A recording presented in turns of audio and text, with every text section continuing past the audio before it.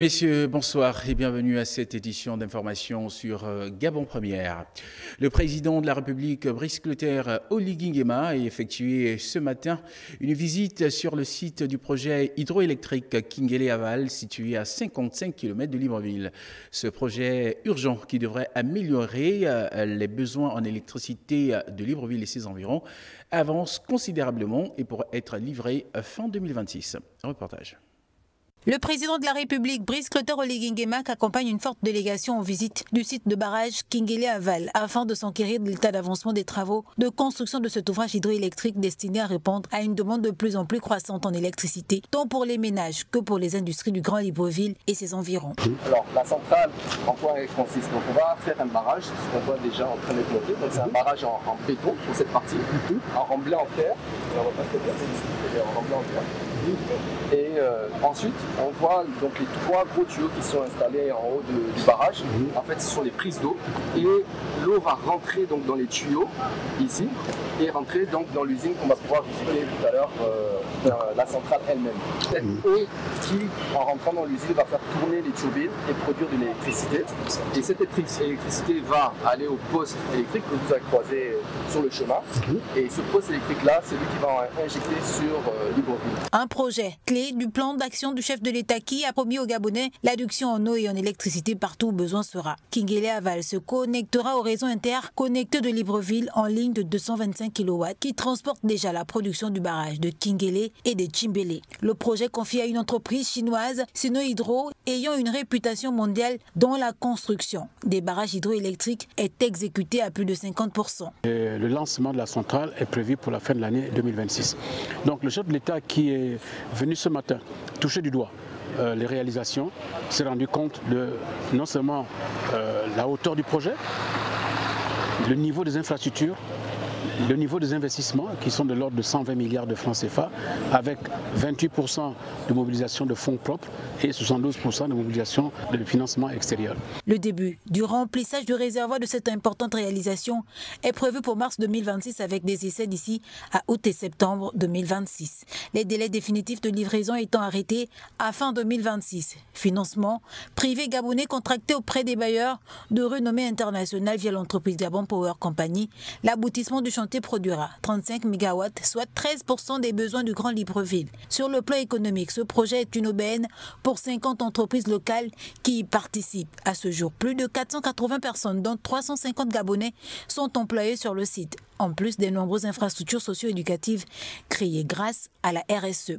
Investissement de 118 milliards de francs CFA. L'État gabonais, à travers Gabon Power Company, contribue à hauteur de plus de 10%, soit environ 18 milliards de francs CFA. Le reste étant financé par son partenaire Meridiam et les bailleurs de fonds qui accompagnent Gabon Power Company, notamment la Société financière internationale, la Banque africaine de développement, ainsi que Emerging African Infrastructure Fund. Un système de financement non souverain qui permet à l'État de se soustraire de la logique de la dette publique en favorisant un remboursement par la commercialisation de l'électricité produite. Et puis à Fougamou, chef-lieu du département de Tsamba-Magotsi, le président de la République a procédé à un certain nombre d'inaugurations, notamment avec la Maison de la Culture et de la Jeunesse, le Centre de transformation des produits agricoles et la Maison de l'Enfant en difficulté, des infrastructures à mettre à l'actif de la transition. En octobre 2024, voici à quoi ressemblait la Maison de la Culture de la Jeunesse de Fougamou, le centre de formation agricole ainsi que la maison de l'enfant et de la femme de la dite ville. 9 mois plus tard, sous l'impulsion du chef de l'État, ces édifices viennent transformer la physionomie du chef-lieu du département de Tsamba-Magotsi, mais également renforcer le tissu social et culturel de la ville baignée par les eaux de l'Angounié. Comme en témoignent les investissements que votre Excellence va tout à l'heure inaugurer, eh bien le peuple a pris espoir. Il a repris espoir et place en votre Excellence une espérance à la hauteur de leur désarroi qui a duré plusieurs années. La livraison officielle de ces ouvrages témoigne de la volonté ferme d'apporter des réponses concrètes aux besoins quotidiens des populations. La Maison de la Jeunesse, de la Culture, des Arts et Traditions est un centre de rassemblement qui offre aux jeunes un espace de création et d'échange pour développer leurs talents. Le centre de formation agricole, le projet incarne la vision du président pour le renouveau du secteur agricole. Celui-ci vise à fournir une formation professionnelle et pratique aux jeunes agriculteurs locaux. Enfin, la Maison de l'enfant en difficulté est un centre d'accueil unique destiné à offrir un soutien aux enfants en difficulté, mais également aux femmes en situation de précarité. Des édifices construits par une PME locale. Ces projets sont des investissements pour l'avenir. Ils contribueront durablement à l'amélioration des infrastructures locales, au développement culturel et économique, ainsi qu'à l'enrichissement du cadre social. Ces projets à fort impact social initiés par le président de la République, Brice Clotaire Oligui Nguema, ne laissent personne de marbre ici, à Fougamou. Un changement dynamique. Ça fait déjà plaisir qu'aux yeux du monde et aux yeux du Gabon, la culture soit valorisée dans notre localité Fougamou. Vraiment, j'ai beaucoup apprécié vraiment le président Oligui. Nous sommes très contents vraiment de la réalisation de ce qu'il a vraiment fait au niveau de notre département de Fougamou. Vraiment, nous sommes très contents. Ces initiatives permettent de redynamiser la vie communautaire, de promouvoir les us et coutumes de la localité et d'améliorer les conditions de vie des habitants de Tsamba Magoti. Les 100 jours du gouvernement de la 5e République. Les grandes actions, évolution des dossiers, évaluation des projets ministère par ministère, perspective. 100 jours, une production spéciale ce mercredi 13 août 2025 à 21h avec des invités exclusifs, les membres du gouvernement. Voilà une émission que vous retrouverez sur nos antennes mercredi à partir de 21h. Et dans la préparation de cette émission, un dispositif dynamique a été mis sur pied. Je vous propose les coulisses avec Daniel Bouka et Arnaud Minguet. Autour de cette table, ce jour, le directoire de Gabon Première s'attelle à la réussite du plateau spécial dédié au bilan des 100 jours des membres du gouvernement de la 5e République. Prévu le 13 août prochain, soit dans 48 heures, il était donc crucial de fixer le cap. Pour les 100 jours, c'est également une évaluation de notre expertise, de notre inventivité, de notre envie de pouvoir vendre autrement l'accompagnement des politiques publiques multisectorielles. Et là, nous aurons l'occasion de voir passer en revue tout ce qu'il y a eu comme action, projection durant les 100 jours, les premiers 100 jours du gouvernement de la 5e République. Morim Déco a la charge de décorer, sinon de faire une mise en place à thème. Et nous allons, pour cette première fois, partir sur le thème forêt. Outre ce point à l'ordre du jour, le 17 août, marquant l'accession à l'indépendance du Gabon, n'a pas été omis. Technicité, éléments de langage, bref, chaque détail est passé au peigne fin. C'est la préparation pour sortir des sentiers battus, voir dans quelle mesure le couloir du mois d'août va être une possibilité d'une autre offre télévisuelle qui s'adapte à tout l'agenda des dates statutaires de la République. Marqué par des célébrations et des commémorations rappelant l'histoire de ce pays d'Afrique centrale, le mois d'août pour nombre de Gabonais représente un mois de libération. D'autant plus que le 30 août 2023 se produisit un événement particulier, le coup de la libération, plongeant le pays dans une transition de 2 années consécutives, puis une élection présidentielle, faisant ainsi entrer le Gabon dans la 5e République actuelle. Et puis un communiqué pour la suite de cette édition d'information relative donc à la tenue du Conseil des ministres ce mardi 12 août 2025 à 11h dans la salle habituelle du Palais Rénovation. Les travaux seront dirigés comme à l'accoutumée par le président de la République Brice Clotaire Oligui Nguema. À cet effet, tous les membres du gouvernement présents sur le territoire national doivent y prendre part à cette réunion. Journée porte ouverte au ministère des Affaires sociales placée sous le thème « La mutualité au Gabon, enjeu d'un modèle économique viable ». Une journée durant laquelle les différentes formes de mutuelles ont été présentées au public. Léa Bifane et Pierre Claverella. Une journée porte ouverte pour mieux cerner l'intérêt de la mutualité. L'enjeu ici est de repenser les mécanismes de solidarité et bâtir une couverture sociale inclusive. Notre objectif à travers cette journée est donc double. D'abord, faire connaître au grand public les actions menées par les structures mutualistes. Ensuite, engager une réflexion collective sur les leviers à activer pour assurer leur pérennité. La mutualité incarne depuis des siècles les valeurs de solidarité, de partage de risques et de démocratie participative. Au Gabon, face aux défis socio-économiques, l'accès des soins, la protection des plus vulnérables, la formalisation de l'économie, les modèles mutualistes représentent une alternative crédible pour bâtir une société plus inclusive et économiquement viable. Axé sur la mutualité au Gabon, enjeu d'un modèle économique fiable, ce thème invite les acteurs et les décideurs à promouvoir les mutuelles sociales. Insufflé par le gouvernement de la Ve République, sous la très haute autorité de son Excellence, Monsieur le Président de la République, chef de l'État, chef du gouvernement, Brice Clotaire Oligui Nguema, qui s'est engagé dès son accession à la magistrature suprême à garantir le bien-être et le bien-vivre à ses compatriotes, en mettant l'accent sur une croissance inclusive où chaque citoyen doit bénéficier du fruit du développement. Ces assises chapeautées par le ministère des Affaires sociales vont déboucher sur un plaidoyer en faveur de la prise en compte des acteurs mutualistes dans les instances d'élaboration des politiques sociales. Et puis la promotion du secteur pêche est effective avec le projet GAPêche. Les différentes coopératives ont reçu des moyens navals au cours de la cérémonie inaugurale. Ce projet de plus vient renforcer les politiques publiques en matière d'autonomisation des jeunes et de création d'emplois. Lionel Moutsupissam, Prestine Guayman. Ce projet structurant initié par le président de la République matérialise ici la marche vers le progrès du secteur pêche.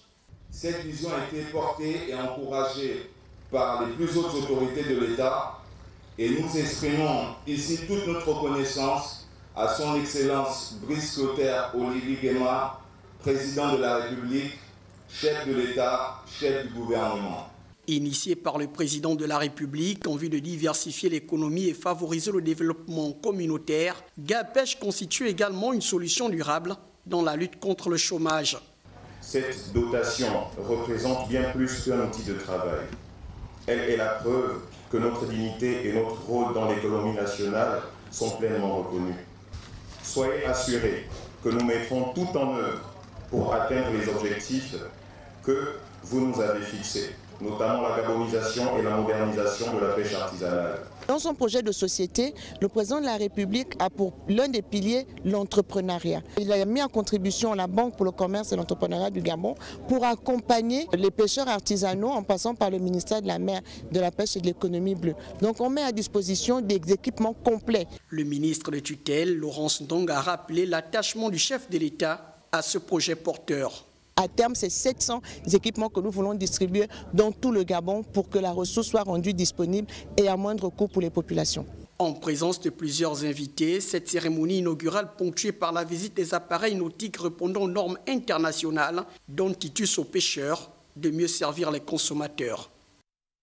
Rien à voir avec ce qui précède, nous parlons de la 24e cérémonie solennelle de remise des prix aux élèves les plus méritants du Prytanée militaire de Libreville. Une cérémonie présidée par le ministre de la Défense nationale qui a récompensé près d'une centaine d'élèves des écoles sous tutelle ainsi que des personnels encadreurs. Andy Tungil et Juste Dianan. Le Prytanée militaire de Libreville récompense les élèves les plus méritants.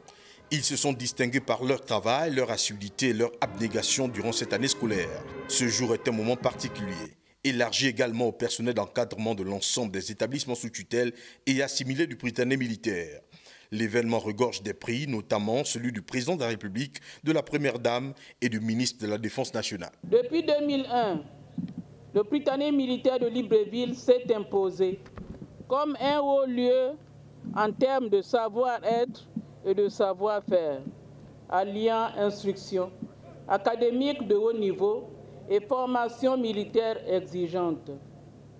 Unique en son genre au Gabon, elle a pour mission de forger l'élite intellectuelle et militaire, en incluant des valeurs de discipline, de rigueur, d'honneur et de patriotisme, comme le prône le président de la République.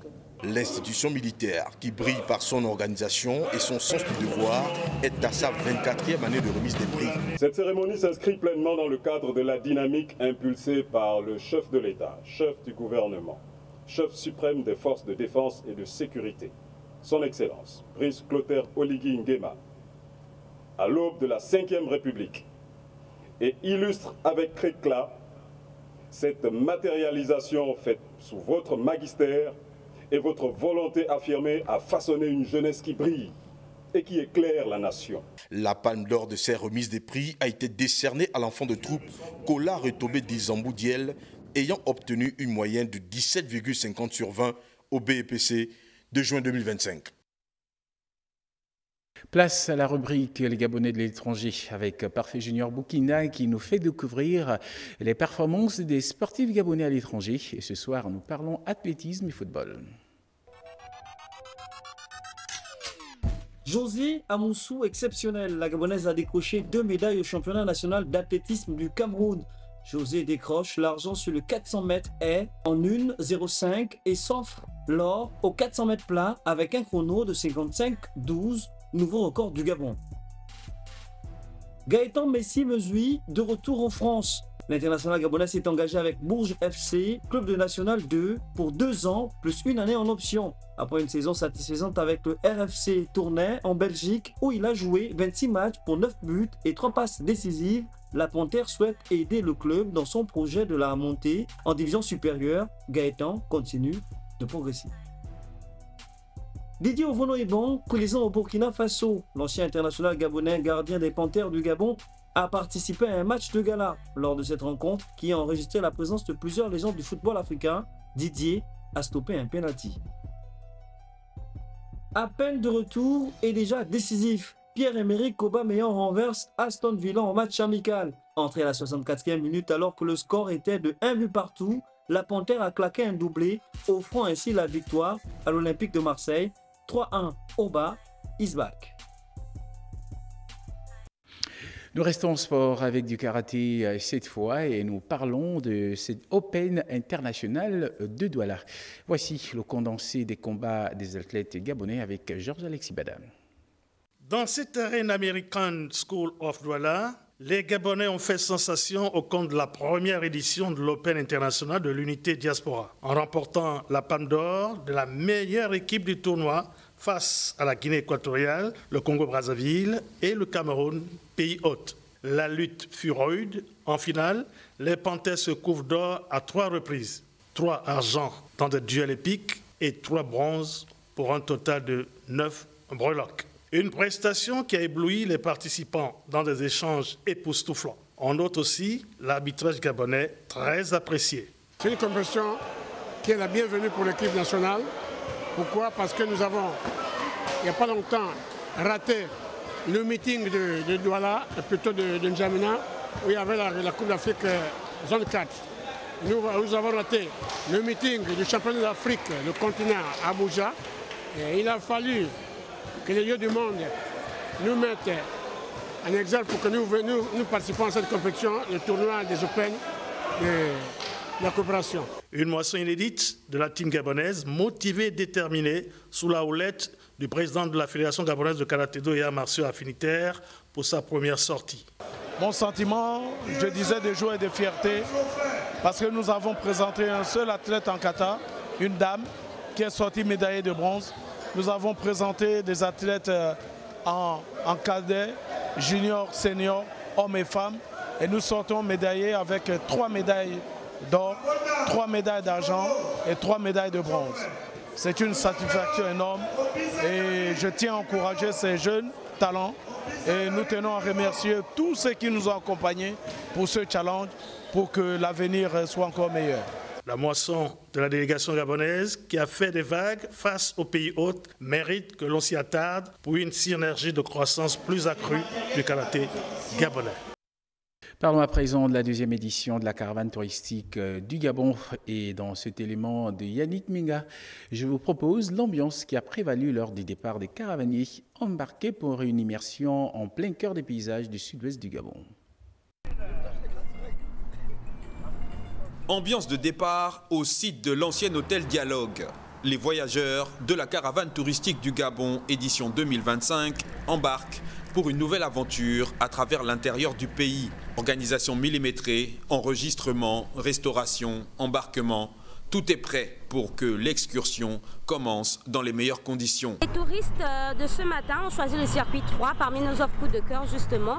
Et donc ils iront, aujourd'hui quittent Libreville et ils iront à Mouila, Tchibanga, Mayuba, Gamba et ils iront à Sétékama. Et avec plusieurs activités qui les attendent. Alors ce qu'on veut dire aux Gabonais, c'est de venir nombreux, venez découvrir votre pays.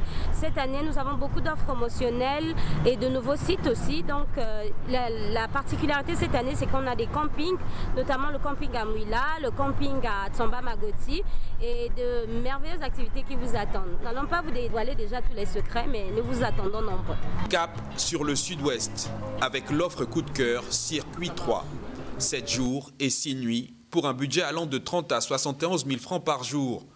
Un voyage à vivre entre le 15 juillet et le 15 septembre pour explorer autrement les trésors du Gabon. Et nous parlons ici des caravaniers qui ont posé leurs valises à Gamba, dans le Goué maritime. Ainsi, après la visite du musée de la ville de Gamba, ils se sont rendus dans la région des 360 îlots pour cette belle balade touristique sur les merveilles de l'Ougoué maritime. Nous retrouvons Arnaud Monza et Ludovic Bitegué. La lagune de Ndougou, dans le sud-est du Gabon, dans la province de l'Ougoué maritime. Au milieu des rideaux de flore essentiellement composés de mangroves, nous mettons le cap pour Sétékama, à 1 heure de navigation de Gamba. Sétékama, c'est un nom laissé par les Portugais, qui signifie 7 tombes.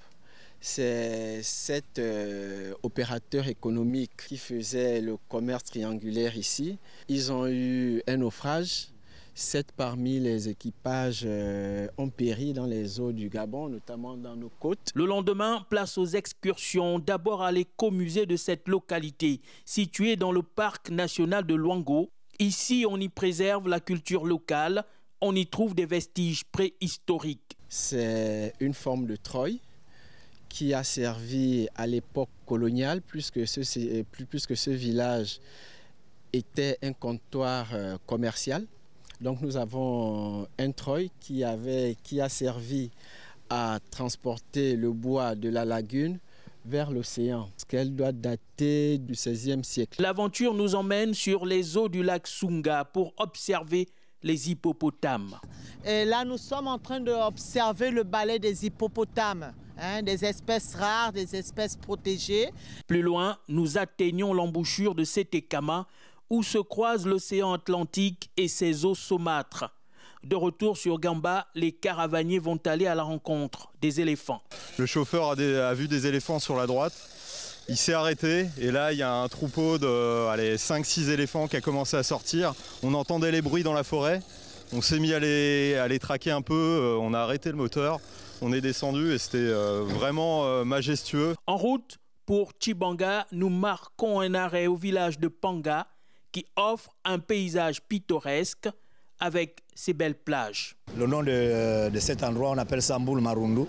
Donc c'est le génie qui est ici qu'on appelle Mboul Marundu. Donc regardant là-bas, c'est à Mayumba. Et de l'autre côté, c'est Mouagra vers Gamba. Et Boumé Boumé, le pont de Boumé Boumé. L'aventure s'achève à Mouila, à la nuit tombée, sur le site du lac Bleu, autour du feu, autour des mets locaux, à bord d'un restaurant flottant. Voilà, ici s'achève cette édition d'information. Merci de nous avoir suivis. Je vous souhaite de passer une excellente nuit accompagnée de nos programmes. À demain.